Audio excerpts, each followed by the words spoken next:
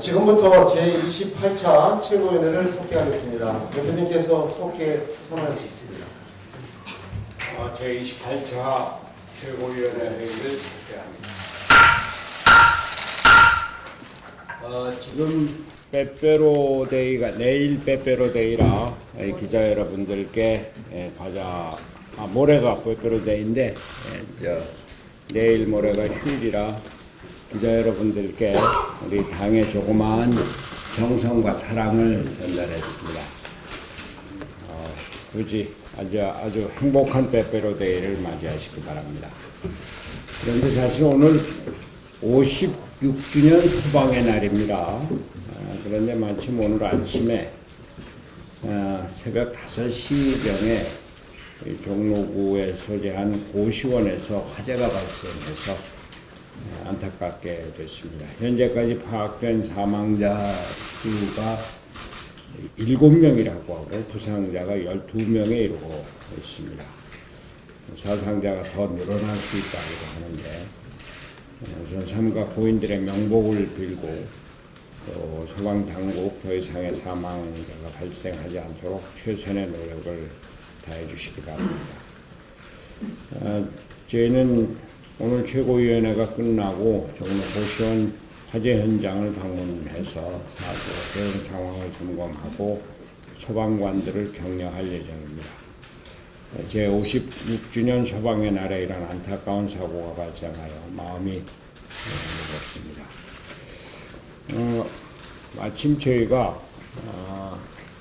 소방의 날을 맞이해서 국민의 소방 안전 또 국민 안전에 특별히 우리 당이 유의를 해서 국민안전특별위원회를 설치하기로 했습니다. 아침에 의결을 거쳐서 그 위원장에는 국민안전소방정책용소소장을 하고 계시고 국민안전재안전관을 지내신 우리 당의 전에 바른미래당의 구로구 을지역위원장이신 정찬택 위원장을 임명을 했습니다. 또 문화예술특별위원회를 설치하고 그 위원장에 경향신문의 전략경영팀장을 지내시고 8대 9대 서울시의원을 지내셨고 지난 지방선거에서 바른미래당의 서초구청장 후보를 지내신 김용석 선생을 임명했습니다. 우리 두 분들 새로운 직책을 맡게 된 소감을 좀 잠깐 말씀해 주시죠. 정찬택 위원님. 네. 먼저. 정찬택 위원님, 방금 전에 대표님께서 말씀하신 오늘은 또 소방의 날입니다. 아마 대표님께서 선견지명이 있으셨는지 오늘 날짜로 또 이렇게 국민안전특별위원장으로 저를 임명해 주시고 또 최고위원님께서 동의를 다 해주셨습니다. 마침 또 안타깝게도 오늘 새벽에 종로 관수동에서 이런 또 불미스러운 사고가 났고요. 저는 국민안전특별위원장을 맡으면서 오늘 이 시간부터 국민 속으로 파고드는 것도 중요하지만은 가장 지금 저희가 겨울철 되면 또 일반적으로 연중 하게 마찬가지입니다만 안전사각지대가 사실상 엄청 많습니다. 여기 바로 이 자리도 안전사각지대입니다. 그래서 우리 당이 먼저 선제적으로 정책을 개발하고 연구원과 같이 또 여기에 대표님을 비롯해서 각 의원님들과 논의해서 선제적으로 우리가 정책을 개발해서 제시하고 예방할 수 있도록 국민들이 편안한 삶을 누릴 수 있도록 안전하게 할 수 있도록 최선의 노력을 다하도록 하겠습니다. 감사합니다. 네, 김용석 의원입니다. 네, 김용석입니다. 부족한 면을 갖다 배려해서 분청을 맡겨주신 당과 당 지도부에 배려에 감사드리고 그 뜻을 무겁게 새기도록 하겠습니다. 네, 고맙습니다. 네, 잠시 임명장 수여가 있겠습니다. 정찬택 위원장부터 앞으로 나와주시기 바랍니다. 임명장 정찬택 이 사람을 바른미래당 국민안전특별위원회 위원장으로 임명한 2018년 11월 9일 바른미래당 대표 손학규.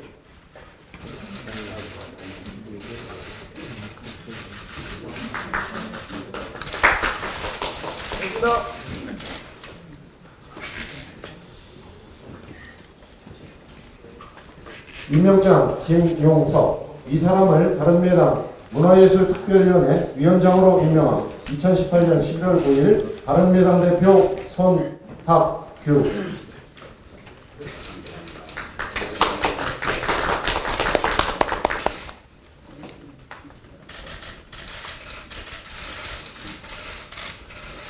됐습니다.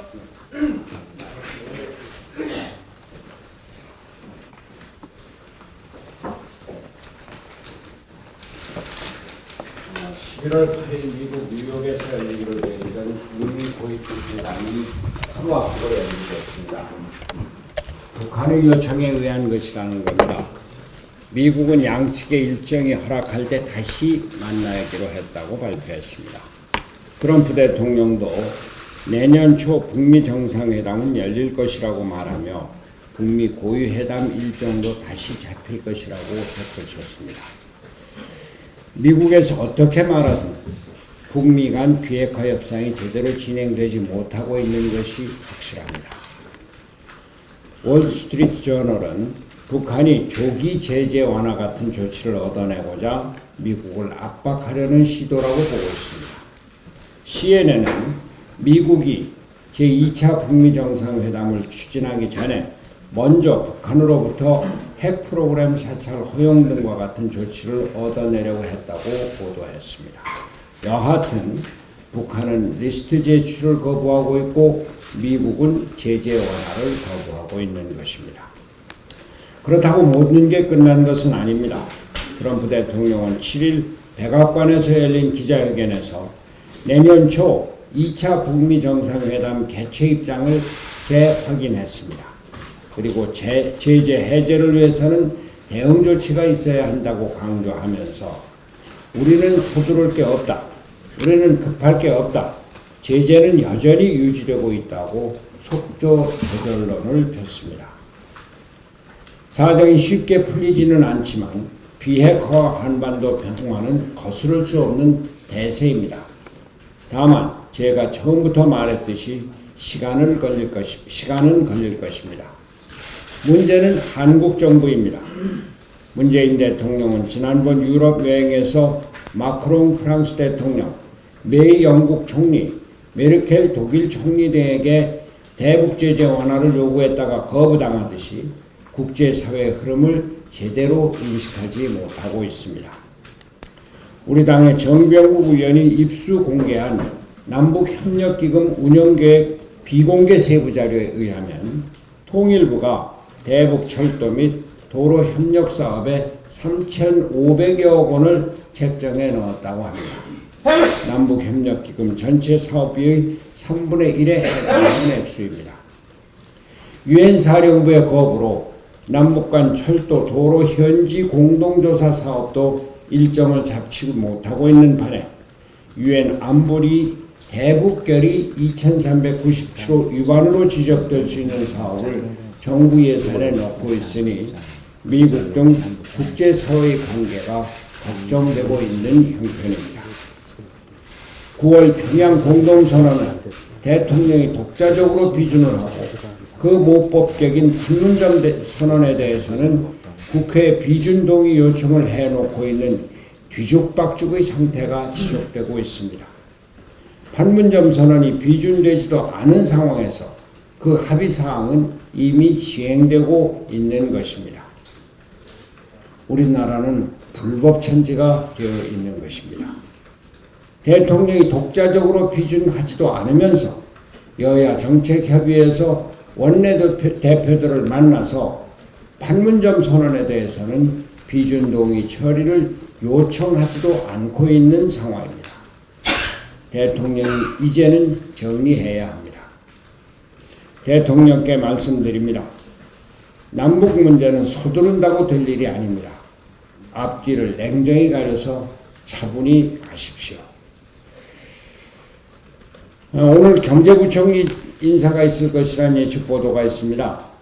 한 달 넘게 제가 주장해온 바대로 실용적 시장주의자를 임명해서 시장과 기업을 안심시키길 바랍니다.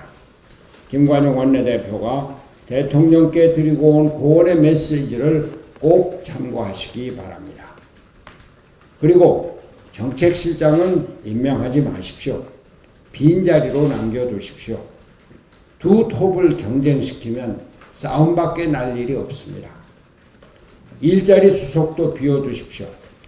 일자리위원회 부위원장과 소득주도 성장위원회 위원장 자리도 필요 없습니다. 기업의 사기를 떨어뜨리고 시장을 왜곡하는 일밖에 할 일이 없습니다. 경제부총리에게 힘을 실어주시고 경제수석은 소통의 역할만 하면 됩니다.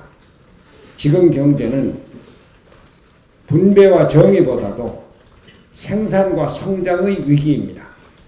이 위기를 시장에서 기업과 함께 헤쳐나갈 실용적 시장주의자를 원하고 있습니다.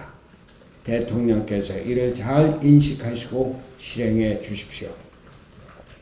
한 가지만 잠깐 더 말씀드리겠습니다. 어제 우리 바른미래당의 지지율이 8.4%로 당 지지율 3위에 올랐습니다. 반갑고 고마운 일입니다. 당원 여러분들의 적극적인 통합과 혁신에 힘입었습니다. 의원 여러분들이 국정감사와 의정활동에서 열심히 일한 데 힘입었습니다. 사무처 당직자들의 헌신적인 노력에 힘입었습니다.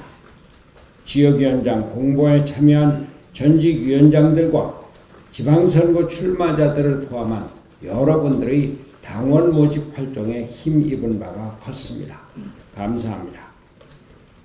그러나 우리는 가야 할 길이 멉니다. 지지율은 다시 떨어질 수도 있습니다. 우리는 가난합니다. 지지율에 연연할 여유가 없습니다. 허리띠를 졸라매고 열심히 뛰어야 합니다. 단합해야 합니다. 내부적인 혁신에 치중해야 합니다. 중도개혁의 길은 험합니다. 내년에 전개될 정치개혁의 중심을 우리가 잡아야 합니다. 후년에 있을 총선거에 대비해서 정신을 바짝 차려야 합니다. 선거제도 개혁에 나설 것입니다. 의회 권능의 강화를 위해서 국민의 대표성을 높여야 합니다. 연동형 비례대표제 실현을 위해 최선을 다할 것입니다. 당원 동지 여러분, 승리를 위해 힘차게 나아갑시다. 네, 원내대표입니다. 대통령께서 조명래 환경부 장관 후보자에 대한 임명을 처리해 주실 것을 다시 한번 요청합니다. 조명래 환경부 장관 후보자에 대한 청와대 인사청문 보고서 재송부 요청 기한이 어제였습니다. 그동안 바른미래당은 조 후보자에 대한 대통령의 임명 철회와 조 후보자의 자진 사퇴를 여러 번 촉구해 왔습니다. 문재인 정부의 인사 일방통행은 매우 심각한 수준입니다. 국회 인사청문 경과 보고서가 채택되지 않았음에도 대통령의 강행으로 임명된 장관이 이미 6명입니다. 박근혜 정부 4년 6개월 동안 총 10명이었습니다. 대통령의 인사 범위를 헌법재판관과 KBS 사장까지 넓혀본다면 현 정부의 임명 강행은 9명이고 조 후보자가 10번째가 됩니다. 이미 박근혜 정부 5년 동안 했던 기록을 문재인 정부는 1년 6개월 만에 보여주게 되는 겁니다. 대통령의 임명 강행은 국회 인사청문 절차를 무력화하고 국회를 철저하게 무시하는 것이기도 합니다. 협치를 강조하고 적폐청산을 주장하는 문재인 정부라면 이번만큼은 정도에 맞고 올바른 인사 원칙에 의한 선택을 해야 합니다. 조 후보자의 임명 철회를 다시 한번 촉구합니다. 손학규 대표님께서 말씀하셨지만 워낙 중대한 사안이어서 다시 한번 말씀드립니다. 경제 투톱 교체가 임박했다는 보도가 잇따르고 있습니다. 청와대에 다시 한번 촉구합니다. 경제정책의 변화에 대한 신호가 될 수 있는 인사를 임명하십시오. 일각에서 거론되는 인사들은 돌려막기식 현재 위기 상황의 돌파구가 될 수 없습니다. 지금 우리 경제에 필요한 사람은 시장주의자와 혁신가입니다. 예스맨이 아닙니다. 경제는 심리가, 정책은 인사가 성패를 좌우합니다. 시장과 기업에 희망과 기대를 줄 수 있는 인사여야 합니다. 현재 거론되는 인사에 대한 대통령님의 재고를 간곡하게 촉구합니다. 이상입니다.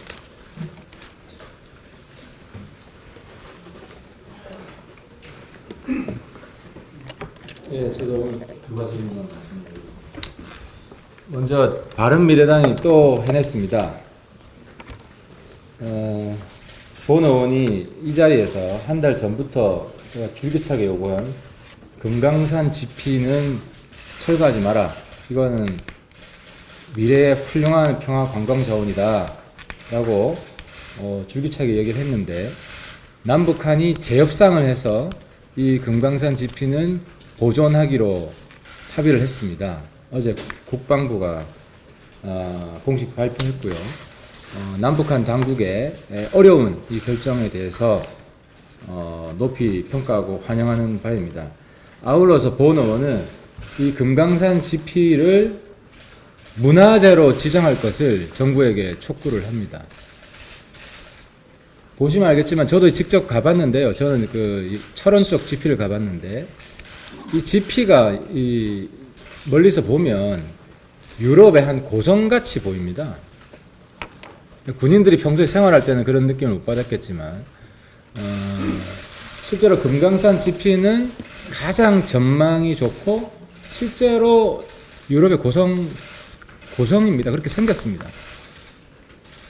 때문에 이번 남북 당국이 이 GP 11개를 모두 11월 달에 파기하기로 한 것에 대해서 하나는 남기기로 합의를 했기 때문에 물꼬를 텄습니다. 나머지 GP들, 특히 제가 3주 전에 국감 때 방문한 철원 쪽 GP는 서울에서 가장 가까운 GP입니다. 그리고 맞은편 북한 GP 같이 철거하기로 했는데 거리가 600m밖에 안 됩니다. 거기는 우리 국방위원들이 한 10분이 갔는데요. 이 GP 사이에는 집 라인 설치해도 대박이겠다. 다들 의원들이 이야기를 이구동성으로 했습니다. 그래서 비무장지대에 있는 것은 일단 그대로 다 보존해야 됩니다. 뭘 없애려고 생각하면 안 됩니다. 그리고 아울러서 본 의원은 비무장지대에 어떤 시설 변경을 가할 때 반드시 환경영향평가를 하고, 나아가서 비무장지대 전체를 환경생물권 보존지역으로 남북한 당국한테 지정할 것을 촉구를 하는 바입니다. 하나만 말씀을 더 드리겠습니다. 박원순 시장님께 드리는 말씀인데요. 박원순 시장님, 태산 명동에 서일필이라 하셨는데 태산 명동에 호일필입니다. 박 시장님이 지난 10월 23일 서울교통공사 고용세습 관련해서 태산 명동 서일필이라고 했습니다. 태산은 아주 시끄러운데 나오는 건 쥐새끼 한 마리밖에 없다. 근거 없다는 이야기로 한 이야기인데요. 오늘 언론 보도에 구체적인 그 직원들 증언이 나왔습니다. 우리 아빠 백으로 내가 들어왔다. 비정규직이 정규직으로 전환된 직원 중 한 사람이 우리 아빠 백으로 내가 들어왔다는 말을 들었다고 오늘 증언을 했습니다. 이렇게 구체적 증언이 나왔기 때문에 박원순 시장은 답변을 해야 됩니다. 박원순 시장은 지난번 태산 명동 서일필 발언했을 때 고용 세습이 밝혀지면 무엇이든지 책임을 지겠다고 했습니다. 박 시장이 어떤 책임을 질지 서울 시민들에게 분명히 밝혀야 됩니다. 아울러서 민주당이 민노총은 약자가 아니다. 임병석 실장도 민노총은 약자가 아니고 민노총하고 각을 세운다고 하지만 이 서울교통공사도 사실 민노총 소속이고요. 이 고용세습 비리에 대해서는 국정조사를 반대하고 있습니다. 이러면 진정성을 믿을 수가 없습니다. 민노총 그리고 공공기관은 신기득권층입니다. 우리나라의 새로운 지배 집단이고 이 집단들에 대해서는 어떤 관용도 베풀어서는 안 됩니다. 때문에 민주당에게 즉각적으로 민노총 그리고 공공기관 고용 세습에 대해서 전면 국정조사를 수용할 것을 촉구를 합니다.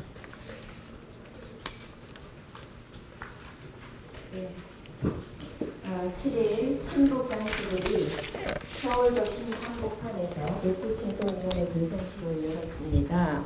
그것만 해도 우려스러운데 이 단체 중 일부는 태용호 전 북한 공사 측에 협박 전화를 걸고 이메일도 보냈다고 합니다. 실제로 며칠 전 태용호 전 공사는 신변 위협 때문에 약속된 강연을 취소를 했습니다. 자유민주주의 국가에서 자신들의 자유만큼 타인의 자유도 존중해줘야 하건만 자기들은 도심에서 집회를 열면서 다른 사람은 집 밖에도 못 나가도록 협박하는 건 뭔지 모르겠습니다. 이런 단체가 활개를 칠수록 탈북자들은 불안합니다. 남북 화해의 목적이 평화라면 전제 조건은 탈북자들의 보호입니다.